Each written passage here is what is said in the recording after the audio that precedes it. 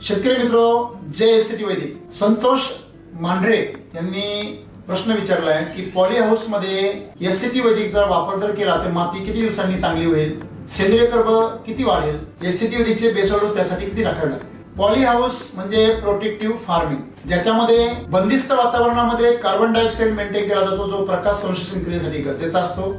त्याचबरोबर प्रकाशाची तीव्रता मेंटेन केली जाते. त्याचबरोबर जमिनीवरती जास्तीत जास्त पोषण देऊन वेगाने उत्पन्न देणाऱ्या हायब्रिड वाहनांचा तिथे वापर केला जातो आणि ह्युमिडिटी मेंटेन केली जाते. म्हणजे अशा प्रकारे सर्व गोष्टी ह्या मॅनेज करून त्या ठिकाणी वेगाने उत्पन्न काढण्यासाठी पॉली हाऊसची रचना केलेली आहे. मग आपण जेव्हा जास्त वेगाने उत्पन्न काढतो तेव्हा तुम्हाला मातीकडनं म्हणजे मातीला पोषण देणं आणि पिकाला पोषण देणं असं दुहेरी ताकद त्या ठिकाणी वाढवणं गरजेचं आहे. मग एससीटी वैदिकच्या माध्यमातून तुम्ही त्या ठिकाणी दर 15 ते 20 दिवसांनी त्याला बेसल डोस दिला पाहिजे आणि दर 10 दिवसांनी तुम्ही त्याला शिलागी ट्रीटमेंट केली पाहिजे. तुम्ही असं जर केलं तर तुम्हाला त्या ठिकाणी सेंद्रिय कर्ब हा 3 ते 4 महिन्यामध्ये वाढलेला दिसेल. तुम्ही ही फ्रिक्वेन्सी 1 महिन्याने जरी ठेवली, सम्राट शक्ती, मिराकल, ह्युमस गोल्ड हे दाणेदार प्लस RNPH आणि कृषी अमृत या सर्वांचा एकत्रित सम्राट बेसल डोस तुम्ही त्याला जर दर महिन्याने टाकत राहिले आणि 15 दिवसाला तुम्ही जर LSQ ची जर बेस शिलाजी ट्रीटमेंट करत राहिले तर तुम्हाला